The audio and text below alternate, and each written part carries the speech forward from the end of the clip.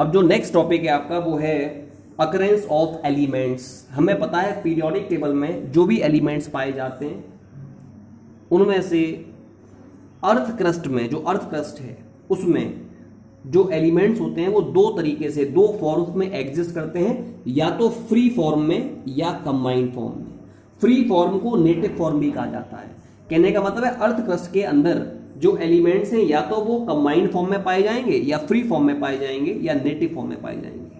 अब यहां पर दो बहुत ही इंपॉर्टेंट टर्म्स है। पहला है मिनरल्स, कि मिनरल्स क्या होते हैं। दूसरा इंपॉर्टेंट टर्म है ओर, कि ओर्स क्या होते हैं। सबसे पहले मैं बात करना चाहूंगा मिनरल्स क्या होते हैं। वो नेचुरली अकरिंग केमिकल सब्सटेंसेस जिनसे आप किसी भी मेटल का एक्सट्रैक्शन कर सकते हैं। मतलब कुछ केमिकल सब्सटेंसेस ऐसे होते हैं जो नेचुरली अकरिंग है, नेचर में पाए जाते हैं, और उनसे अगर आप किसी भी पर्टिकुलर मेटल का एक्सट्रैक्शन करेंगे तो उस प्रकार के, तो उन नेचुरली अकरिंग केमिकल सब्सटेंसेस को मिनरल्स कहा जाता है। तो मिनरल्स क्या होते हैं? Minerals are the naturally occurring chemical substances from which metals can be extracted. अगला प्रश्न है और क्या होते हैं? वो मिनरल्स जिनसे आप किसी भी मेटल का एक्सट्रैक्शन करते हैं प्रॉफिटेबली। प्रॉफिट का मतलब क्या होता है? हम जब भी कोई इन्वेस्टमेंट करते हैं किसी बिजनेस में तो हम चाहते हैं कि हमारा जो इन्वेस्टमेंट है, जो हम पैसा लगा रहे हैं वो कम लगे और जो हमें प्रॉफिट हो वो हमें ज्यादा हो।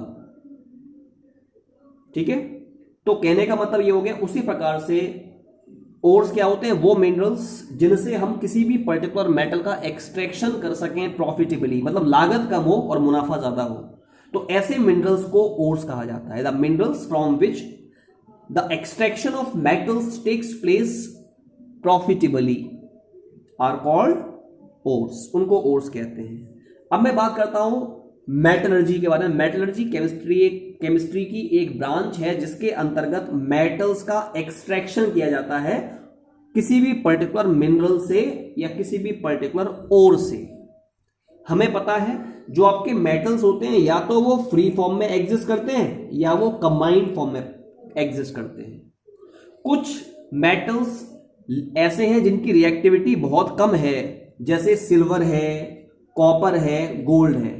ये हमेशा फ्री फॉर्म में पाए जाते हैं। ये तीनों metals gold, silver, copper reactivity बहुत कम होने की वजह से ये फ्री फॉर्म में पाए जाएंगे। लेकिन इनमें से सिल्वर और जो कॉपर है ना, वो फ्री फॉर्म के साथ साथ कंबाइंड फॉर्म में भी पाए जाते हैं। जनरली जब भी ये कंबाइंड फॉर्म में पाए जाएंगे ये या तो मेटल सल्फाइड के फॉर्म में, मतलब कॉपर सल्फाइड या सिल्वर सल्फाइड के फॉर्म में पाए जाएंगे, या मेटल ऑक्साइड यानी सिल्वर ऑक्साइड या कॉपर ऑक्साइड के फॉर्म में पाए जाएंगे। जबकि जो हाईली रिएक्टिव मेटल्स होते हैं, मेटल्स को हमने तीन कैटेगरीज में बांटा है।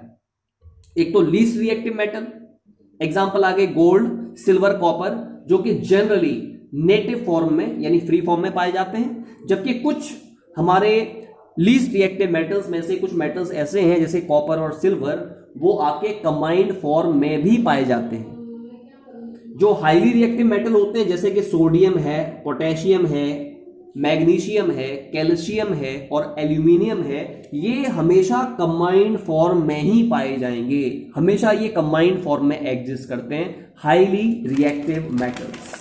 ठीक है, जबकि अगर मैं मॉडरेटली रिएक्टिव मेटल्स की बात करूं, मतलब ऐसे मेटल्स जो ना तो बहुत ज्यादा रिएक्टिव हैं और ना बहुत कम रिएक्टिव है, मतलब जो जिनकी रिएक्टिविटी कैसी है, इंटरमीडिएट है to that of highly reactive metals as well as the least reactive metals, इनको हम कहते हैं मॉडरेटली रिएक्टिव मेटल्स। जैसे जिंक, आयरन, लेड, ये हमेशा कंबाइंड फॉर्म में पाए जाते हैं और कंबाइंड फॉर्म में या तो ये ऑक्साइड के फॉर्म में पाए जाएंगे या कार्बोनेट के फॉर्म में प्रेजेंट होंगे या सल्फाइड के फॉर्म में प्रेजेंट होंगे। मैंने ये बताया जो मॉडरेटली रिएक्टिव मेटल्स होते हैं वो या तो प्रेजेंट होंगे ऑक्साइड ओर के फॉर्म में या कार्बोनेट ओर के फॉर्म में या सल्फाइड ओर के फॉर्म में।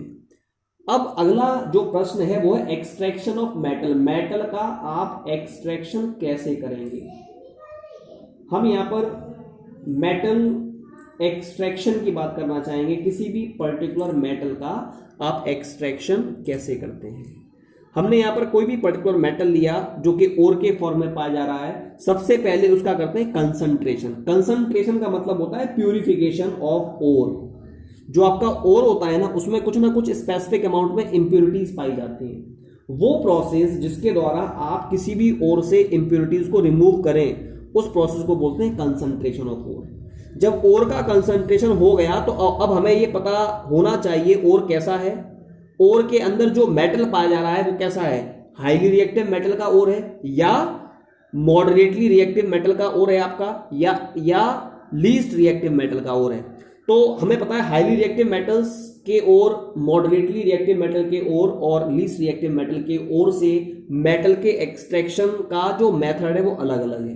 जो हाईली रिएक्टिव मेटल्स होते हैं, अगर आपको हाईली रिएक्टिव मेटल के ओर से, better to write highly reactive metal ore, moderately reactive metal ore, least reactive metal ore, अगर मेटल ओर हाईली रिएक्टिव है और इससे आपको मेटल का एक्सट्रैक्शन करना है, सबसे पहले मेटल ओर को आप लेंगे मोल्टन फॉर्म में, मोल्टन का मतलब डिसॉल्व्ड फॉर्म में, और फिर उसकी कराएंगे इलेक्ट्रोलाइसिस। इलेक्ट्रोलाइसिस क्या होता है, जो आपका मोल्टन ओर होगा, सपोज ये आपने कंटेनर ले लिया, इसमें आपने मोल्टन ओर ले लिया, मोल्टन ओर, इसमें लगा दिए दो इलेक्ट्रोड्स, दो प्लेट्स लगाई हैं और इन दोनों प्लेट को कनेक्ट किया एक बैटरी के द्वारा। इस प्लेट पर प्लस चार्ज है, इस प्लेट पर माइनस चार्ज है। तो जब आप इलेक्ट्रिसिटी को पास करवाते हैं दोनों इलेक्ट्रोड्स के बीच में in molten ore, then this process is called as electrolysis. तो जब भी हम हाईली रिएक्टिव मेटल के ओर को मोल्टन फॉर्म में लेंगे और उसकी कराएंगे इलेक्ट्रोलाइसिस, तो आपको प्योर मेटल मिल जाएगा। This is the way by which pure metal can be extracted from highly reactive metal ore. दूसरा है ऐसा ओर जिसके अंदर पाई जाने वाली जो मेटल है उसकी रिएक्टिविटी मॉडरेट है। मॉडरेट का मतलब मीडियम है। तो ऐसे ओर्स जो होते हैं जो मॉडरेटली रिएक्टिव मेटल के ओर हैं, या तो वो कार्बोनेट ओर के फॉर्म में पाए जाते हैं या फिर वो सल्फाइड ओर के फॉर्म में पाए जाते हैं। अगर वो कार्बोनेट ओर के फॉर्म में पाया जा रहा है तो उसका करते हैं कैल्सिनेशन। बताऊंगा मैं आपको आगे कि कैल्सिनेशन होता क्या है। और अगर वो सल्फाइड ओर के फॉर्म में पाए जा रहे हैं तो हम उनकी करते हैं रोस्टिंग। रोस्टिंग भी एक प्रोसेस है, आगे बताई जाएगी आपको। तो जब भी कार्बोनेट ओर का कैल्सिनेशन करवाते हैं या सल्फाइड ओर का रोस्टिंग कराते हैं तो आपका सल्फाइड ओर या कार्बोनेट ओर मेटल ऑक्साइड में कन्वर्ट हो जाता है। अब जो मेटल ऑक्साइड आपको मिला है उसका हम रिडक्शन करते हैं मेटल में, जिससे आपको मेटल मिल जाता है। After reduction and at last purification of metal is to be done. So this is the method by which we can extract out metal from the moderately reactive metal ore.